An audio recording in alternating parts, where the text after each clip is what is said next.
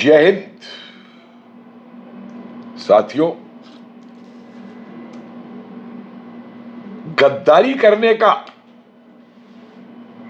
जी हां, गद्दारी करने का जिसका है पारिवारिक इतिहास,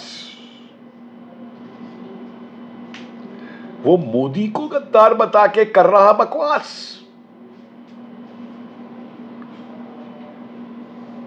और उसके साथ होड़ लग गई है गुलामी करने की, वो जो है इसके पारिवारिक दास।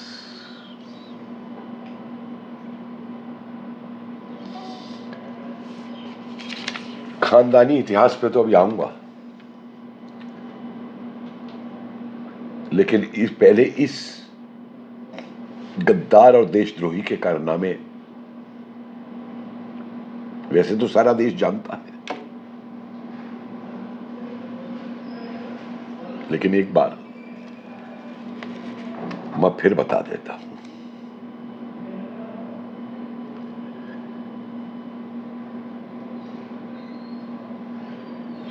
देश की सुरक्षा से गद्दारी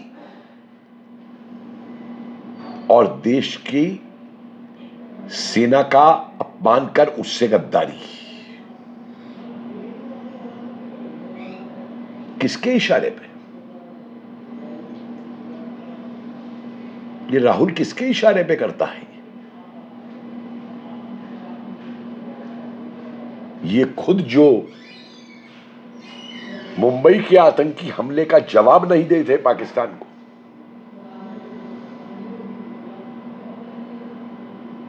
जब सर्जिकल स्ट्राइक होती है, जब बालकोट होता है, जब ऑपरेशन सिंदूर होता है, तो ये ट्रंप के झूठे प्रचार को मानकर, पाकिस्तानियों के प्रचार को मानकर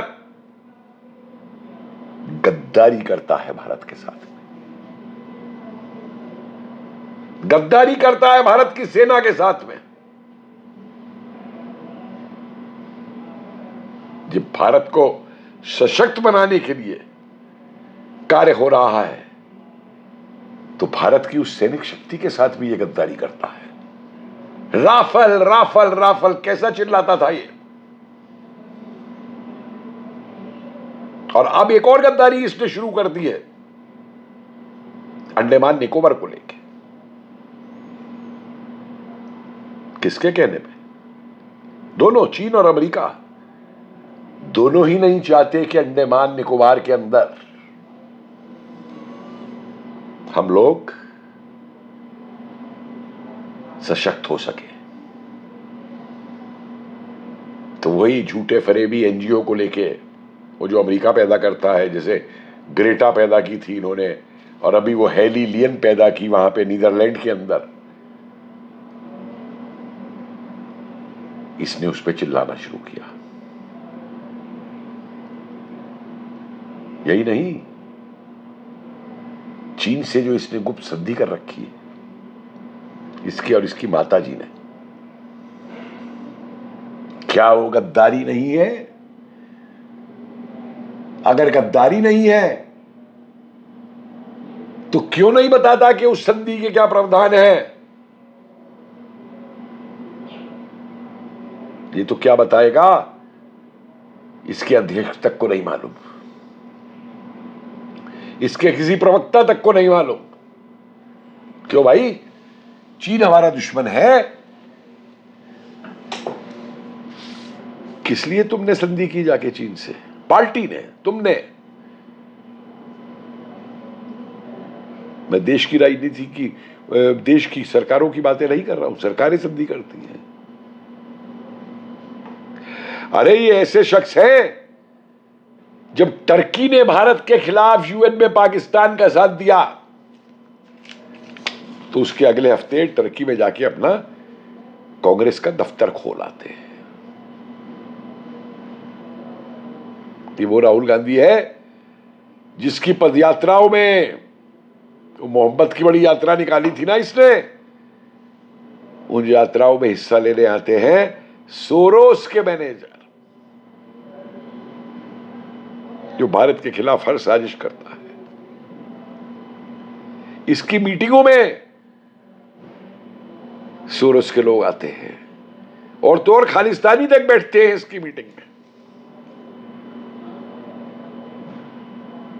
गद्दारी इसके डीएनए में है। अभी जो डीएमके से गद्दारी की है इसने, पीठ पे छुरा भोंका डीएमके के और मिल गया जाके टीवी के से। और किस टीवी के से मिला है अभी सुन लीजिए। उस चीफ मिनिस्टर ने इसके पिताजी राजीव गांधी के हत्यारे प्रभाकरन को श्रद्धांजलि दी है। लेकिन ये गद्दार उसके मंत्रिमंडल में शामिल हैं कांग्रेस। और यही नहीं, ये इसकी माताजी ने भी किया था। चंद्रशेखर की सरकार गिरवाई थी ये बहाना ढूंढ के कि डीएमके का नाम आ गया है राजीव गांधी की हत्या के अंदर,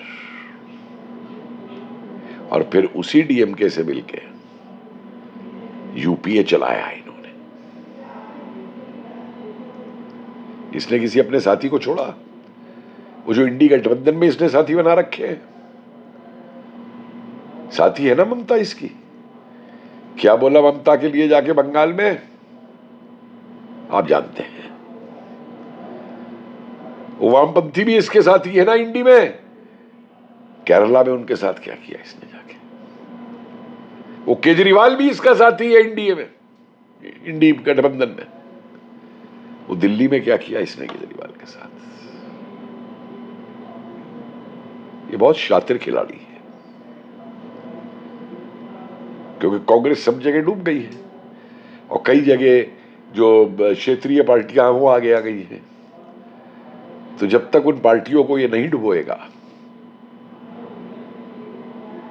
ऊपर से कुछ और अंदर से उनके खिलाफ गद्दारी करके कुछ करके, ये शातिर खिलाड़ी जो है जानता है कि कांग्रेस को नहीं उठा पाएगा। ये तो इसकी मानसिकता है सत्ता पाने के लिए। विदेशों में जाके इसने भारत सरकार ही नहीं, भारत की सारी संवैधानिक संस्थाओं, सेना, इन सबको बदनाम करने में कोई कसर छोड़ी है क्या?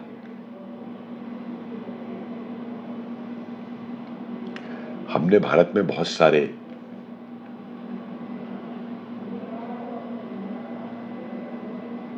विरोधी दलों के नेता देखे, पार्लियामेंट में ऑपोजिशन लीडर देखे हैं, लेकिन उनमें से किसी ने भी कभी देश का विरोध नहीं किया था, भारतीय सेना का अपमान नहीं किया था।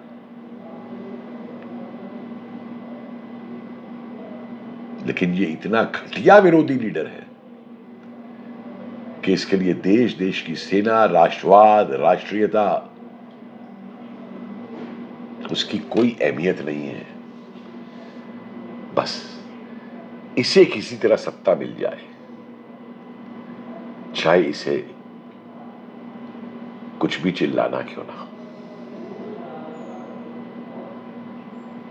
वो कहते हैं ना, एक चोर बचाए शोर, ये पिक्चर आई थी शायद कोई, और एक वो गाना था कि चोरों को सारे नजर आते हैं चोर, जो अपनी फितरत है ना, उसको छुपाने के लिए दूसरे पे इल्जाम लगा दो। अरे राहुल गांधी, तेरी ही पार्टी का मणिशंकर अय्यर पाकिस्तान में जाके पाकिस्तान से मदद मांगता है लोकतांत्रिक भारत में बने हुए प्रधानमंत्री को हटाने के लिए।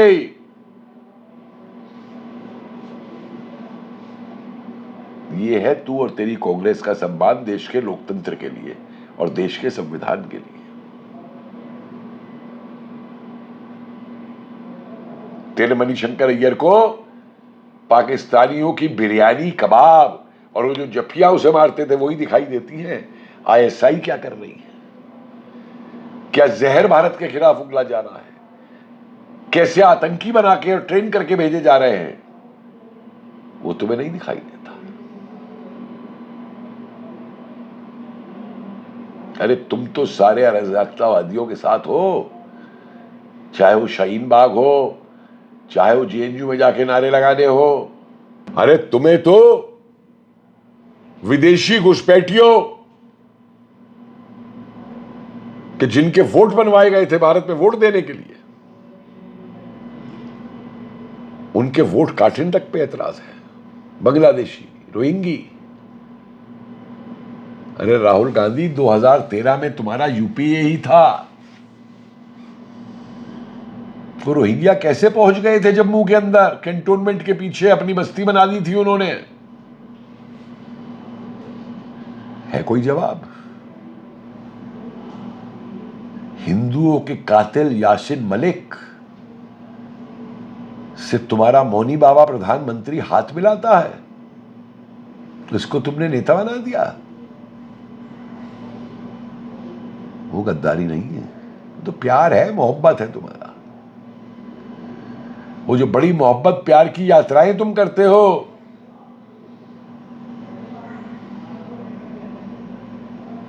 और तुम्हारा पार्टी का अध्यक्ष खड़गे कुरान की बात करके कहता है कि नमाज छोड़ के भी जाके जहरीले सांप का मार दो।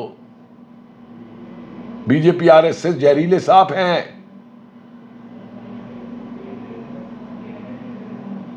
ये तेरा अध्यक्ष कह रहा है। ये हिंदुओं से ही गद्दारी नहीं है राहुल गांधी, क्योंकि आरएसएस में केवल हिंदू नहीं है, सिख भी है,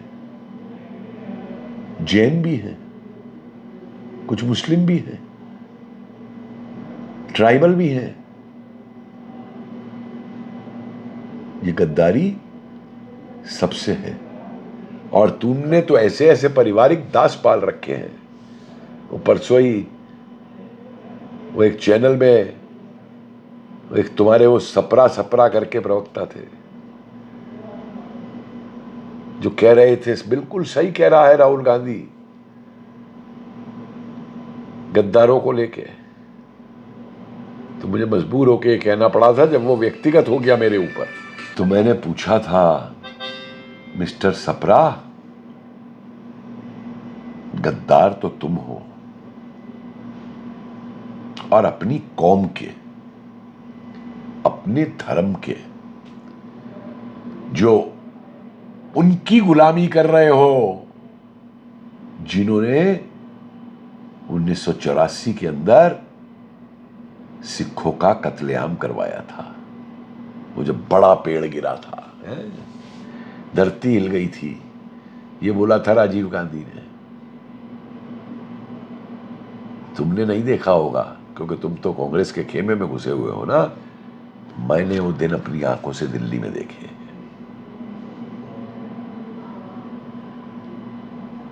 कि क्या किया गया था सिखों के साथ में।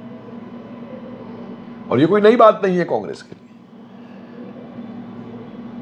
कत्ल करवाने में माहिर है भैया, जैसे इन्होंने खड़गे ने कहा कत्ल करने का।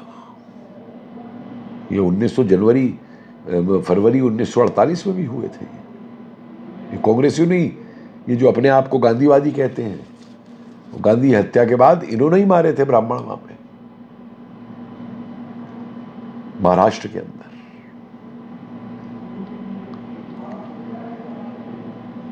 अंबानी अदानी पे रोज झूठ बोलना, रोज चिल्लाना, क्या देश की अर्थव्यवस्था से गद्दारी नहीं है? आज मल्टीनेशनल्स को जब उद्योगपति आके हमारे चुनौती दे रहे हैं तो इसे परेशानी हो गई है, क्योंकि कांग्रेस ने तो सिर्फ मोनोपोली कैपिटलिज्म देखा था। इसके जमाने में सिर्फ 2-3 घराने थे। ये भूल गया कि कांग्रेस को फाइनेंस कौन करता था। जीडी बिरला, और फाइनेंस ही नहीं करता था,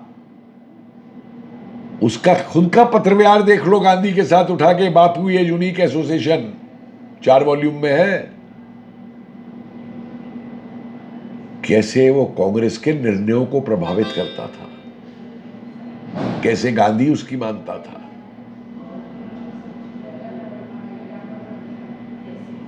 तो लाइसेंस राज पूरा था तुम्हारा कांग्रेस का, किसी दूसरे उद्योगपति को तुमने बढ़ने ही नहीं दिया।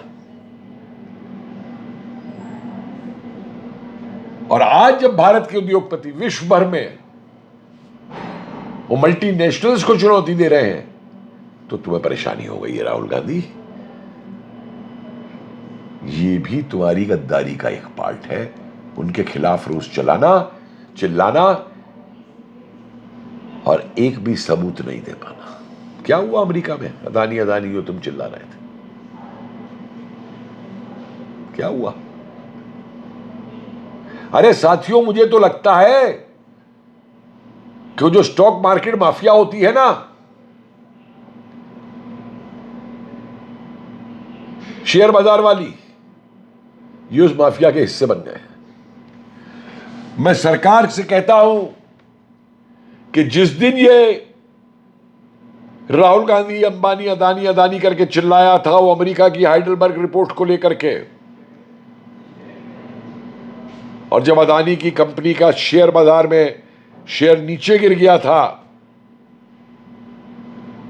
एक इंक्वायरी करवा ले सेबी में कि उस दिन वो शेयर किन लोगों ने खरीदे थे जब उसका पैसा नीचे गिर गया था, और 4 दिन बाद जब फिर उनका पैसा बढ़ गया शेयर्स का, तो किन्हों ने बेचे थे। ये शेयर बाजार का सट्टा और रैकेट करवाने वाले हैं।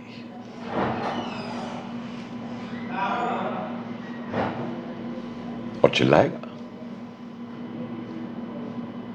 अरे भाई, वो राजीव गांधी के जमाने में, वो जब भोपाल गैस ट्रेजेडी हुई थी,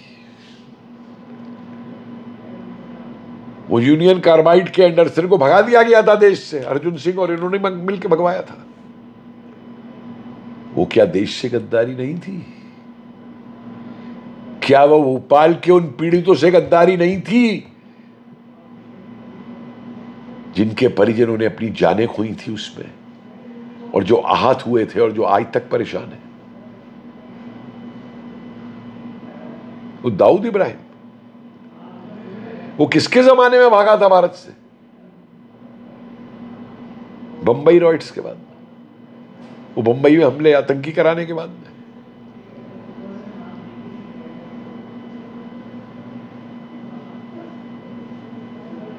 ये नीरव मोदी, वो कौन सा था, वो किंगफिशर वाला, वो मलय,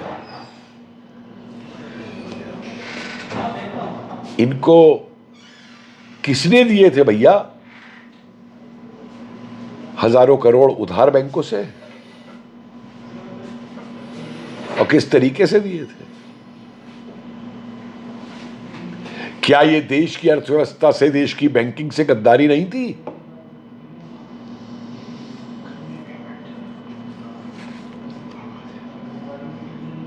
53,000 पाकिस्तानियों को भुट्टो द्वारा चमचागिरी करने पे कि madam I am in your hands छोड़ देना, क्या यह भारत से गद्दारी नहीं थी?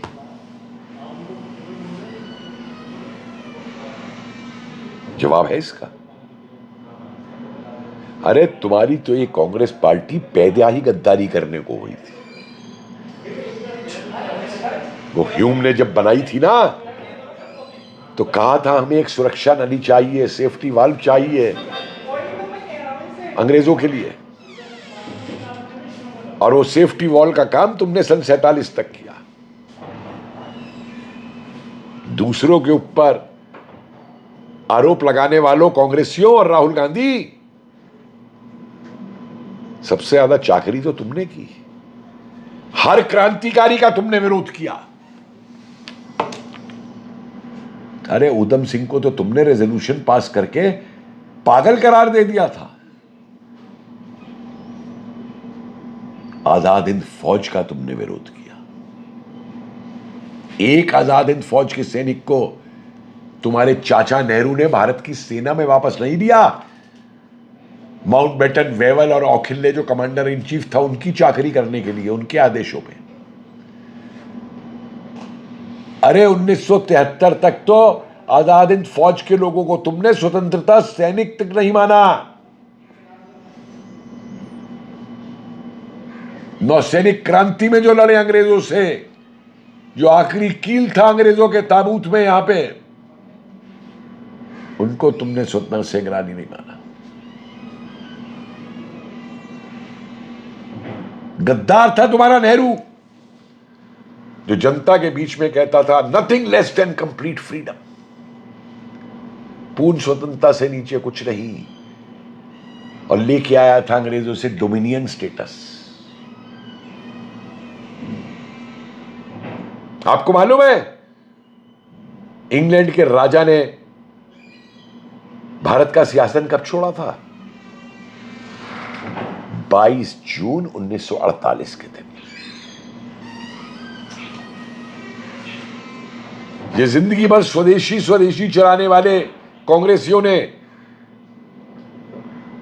गद्दारी की देश से, क्योंकि इन्हें भारत के डोमिनियन का पहला गवर्नर जनरल बनाने के लिए कोई भारतीय नहीं मिला था, एक अंग्रेज माउंटबेटन को, जिसने की आजाद हिंद फौज के स्मारक तक को उड़वा दिया था। तो सब जिसकी चर्चाएं आ रही हैं खुल खुल करके सामने कि लड़कों के साथ उसके क्या संबंध होते थे, CIA रिपोर्ट्स में, उसको इन्होंने भारत का पहला गवर्नर जनरल बनाया। भारत की नौसेना का जहाज फूल लेकर के 8,000 मील दूर समुद्र में लेडी एडविना माउंटबेटन की समुद्र की कब्र के ऊपर उस पे गेंद मालाएं चढ़ाना, ये किस श्रेणी में आएगा भाई? संसद की प्रोटोकॉल होती है, कुछ नियम होते हैं। उस संसद के अंदर लेडी माउंटबेटन पे मौन व्रत रखवाना, उसे श्रद्धांजलि देना, ये क्या संविधान से गद्दारी नहीं थी? देश से गद्दारी नहीं थी? 370 की धारा लगवाना भारत और भारत के संविधान में इनके द्वारा की गई सबसे बड़ी गद्दारी थी।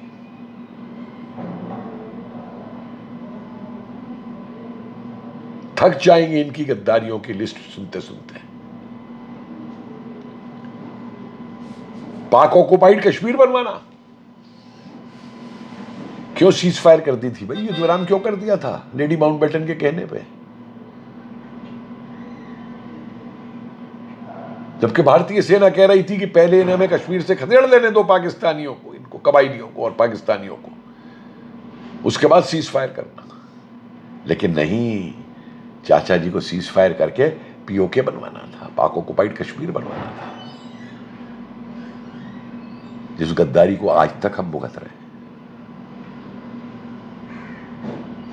पंजाब को, राजस्थान को, दिल्ली को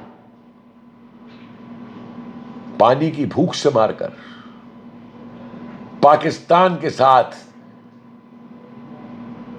जल संधि करना, उसको हमारा पानी दे देना सारा 80% से ऊपर, और करोड़ों रुपए भी देना उसको नहर बनवाने के लिए। ये देशभक्ति थी या देश से गद्दारी थी नेहरू की? कोई है जवाब इस बात का?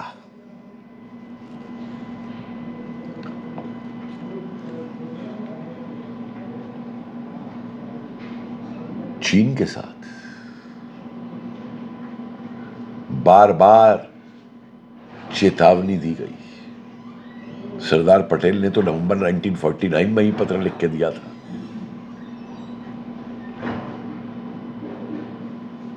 सन 62 की गद्दारी को कौन झेल का? हम झेल रहे हैं आज तक। क्यों नहीं नेहरू ने सन 62 के अंदर भारतीय वायुसेना का इस्तेमाल किया? गुवाहाटी में थी, डिब्रूगढ़ में थी, तेजपुर में थी, बागडोगरा में थी। क्या चीनियों से इतना प्रेम था इसको, हिंदी चीनी भाई भाई करने वाले को? क्यों नहीं सारे रिजर्व नीचे से लेके फिर हमला किया चीन पे?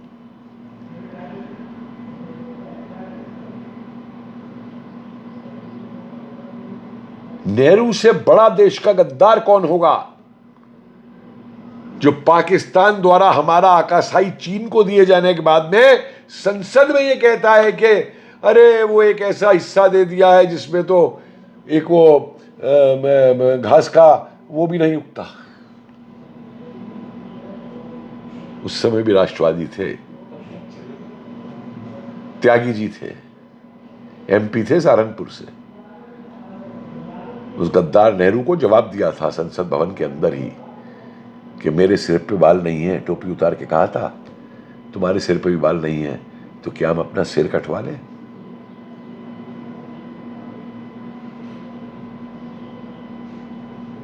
एक के बाद एक इनकी गद्दारियां। और साथियों, जिसके डीएनए में गद्दारी हो उससे आप ये उम्मीद करें कि वो राष्ट्रभक्त हो जाएगा, वो भारतीय सेना का सम्मान करेगा। अरे ये तो हिंदुओं के सबसे बड़े गद्दार हैं।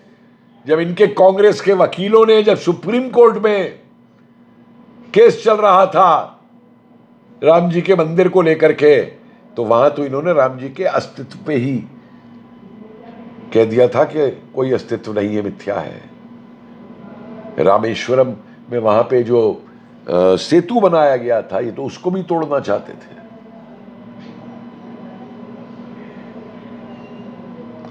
और सारे भ्रष्टों को इसने एक जगह इकट्ठा कर रखा है। वो लालू यादव चारा घोटाले में जेल काट रहा है, वो भी पता नहीं क्या हमारा कानून है, बाहर आके बैठा हुआ है। केजरीवाल का क्या है हाल वो आपने देख ही लिया है। ममता का क्या हो रहा है वो आपने देख ही लिया है। और जिहादियों की पैरवी करना वो तो इन कांग्रेसियों की खास आदत है। अरे राहुल गांधी, इटली की प्रधानमंत्री को टॉफी देना देश से गद्दारी नहीं है। देश से गद्दारी है विदेशी महिलाओं के साथ जाके इंग्लैंड के बार में बैठ करके दारू पीना। गद्दार गद्दार चिल्लाने वाले मोदी जी को वो बाहर जाके बार में दारू पीने नहीं जाते। और तेरे जो लुटियन के पत्रकार हैं, क्योंकि इनका दारू पीना बंद हो गया।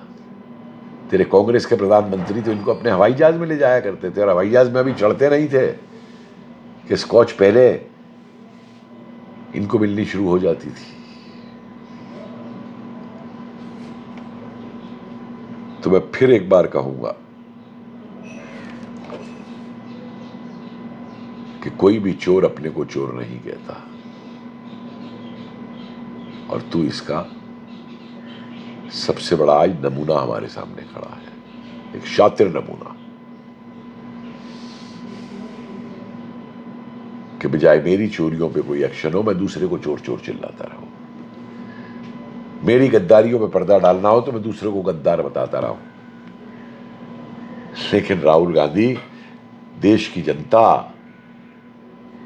तेरी गद्दारियों को खूब समझती है, और हर बार जो तुझे सजा देती है, या चुनाव के अंदर जितना तू चिल्लाएगा गद्दार गद्दार, जितना तू राष्ट्रवाद के खिलाफ बोलेगा, जितना तू हिंदू धर्म के खिलाफ बोलेगा, जितना तू सेना के खिलाफ बोलेगा, सेना का अपमान करेगा, उतनी और बुरी गर्द तेरी कांग्रेस की होती चली जाएगी।